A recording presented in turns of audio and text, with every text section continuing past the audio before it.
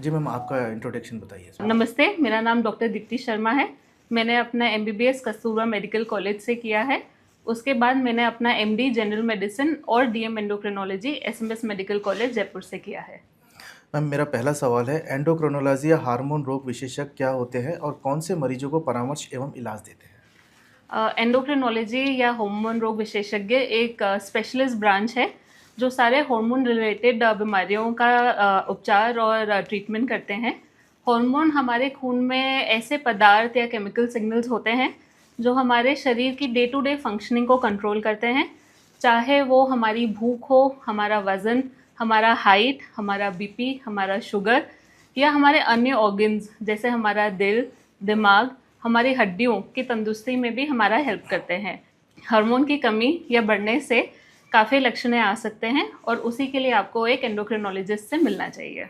Ma'am, Bharat को diabetes capital कहा जाता है। डायबिटीज़ यानी मधुमेह में आप एंडोक्रिनोलॉजिस्ट की भूमिका को कैसे बताएंगे? आपने बिल्कुल सही कहा। डायबिटीज़ को इंडिया को diabetes capital of the world बोला जाता है। यहाँ पे करीबन हर 10 व्यक्ति में एक व्यक्ति डायबिटीज़ का शिकार है और करीबन 50% मरीज़ों को पता भी नहीं होता है कि वो डायबिटीज़ की बीमारी उनको है। डायबिटीज़ यानी हमारे खून में शुगर बढ़ना काफ़ी अलग अलग कारणों के वजह से हो सकती है।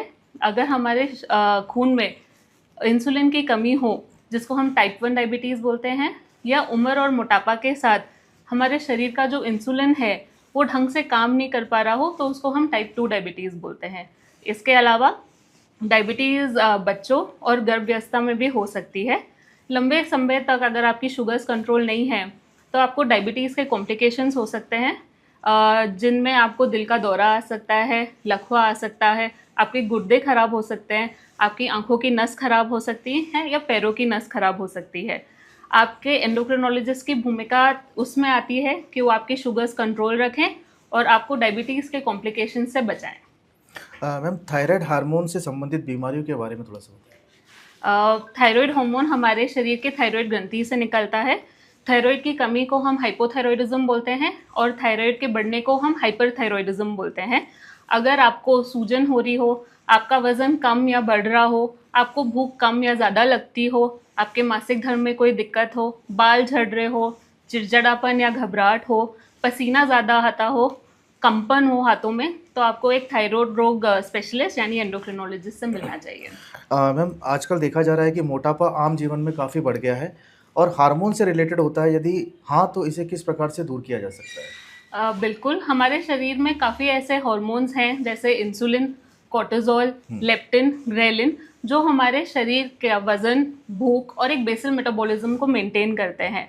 अगर इन हार्मोनल में इम्बैलेंसेस हों तो एक व्यक्ति को मोटापा हो सकता है। मोटापा के कारण भी हमारे काफ़ी अलग अलग बीमारियां हो सकती हैं, जैसे दिल का दौरा या लकवा आना।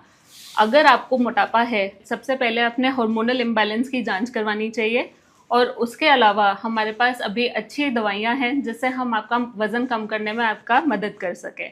अगर हम मेटाबॉलिक डिसऑर्डर की बात करें तो मोटापा के अलावा अगर आपको दुबलापन हो या आपका बीपी हाई या लो हो रहा हो या आपकी हड्डियों में कमज़ोरी हो या कोलेस्ट्रॉल की बीमारी हो, तो ये सब भी हार्मोन की दिक्कत की वजह से होते हैं। मैम, महिलाओं में किस तरीके से हार्मोन से संबंधित बीमारियां देखने को मिलती हैं? अगर हम महिलाओं की बात करें तो अगर आपके मुंह पे मुहासे हो या मुंह या शरीर पे अनचाहे अत्यधिक बाल हो, वजन बढ़ रहा हो और मासिक धर्म में अनियमितता हो, जिसको हम पॉलीसिस्टिक ओवेरियन सिंड्रोम बोलते हैं, तो ये सब हार्मोनल इम्बैलेंस के लक्षण हैं। अगर हम मासिक धर्म की बात करें तो हार्मोनल इम्बैलेंस के कारण वो कम या ज़्यादा भी हो सकता है। अगर मैं स्पेशली वृद्ध महिलाओं की बात करूं जिनमें मासिक धर्म बंद हो गया है, जिसको हम मेनोपॉज बोलते हैं, उसके भी जो लक्षण है वो हार्मोन की कमी के वजह से होते हैं। अगर एक कोई दंपति कपल में बच्चे ना लग रहे हो कोशिश करने के बावजूद, तो दोनों महिला या पुरुष में वो हार्मोन की कमी के वजह से हो सकता है। अगर हम बच्चों की बात करें मैम, तो बच्चों में हार्मोन से रिलेटेड होने वाली कॉमन बीमारियां कौन-कौन सी हैं और उन्हें कैसे पहचाना जाए? अगर आपका बच्चा की हाइट नहीं बढ़ रही है या उनकी ग्रोथ एकदम से रुक गई है, उनका वज़न नहीं बढ़ रहा हो या कैल्शियम और विटामिन डी डेफिशिएंसी की वजह से उनके हड्डियों में कमज़ोरी या हड्डियों का आकार में बदलाव हो, तो ये सब हार्मोन रिलेटेड समस्या हैं। अगर मैं थोड़े बड़े बच्चों की बात करूं जिनमें जो शारीरिक विकास होना चाहिए, जैसे लड़कों में उनकी दाढ़ी आना या लड़कियों में उनका मासिक धर्म चालू होना या छाती बनना, अगर वो समय से पहले या समय के बाद हो रहा है तो ये भी हार्मोनल इम्बैलेंस के इंडिकेशन है। इसके अलावा मैं आपको बताना चाहूँगी कि डायबिटीज़ और थायराइड भी बच्चों में काफ़ी कॉमन है और उसके वजह से भी उनकी ग्रोथ पे इफेक्ट हो सकता है।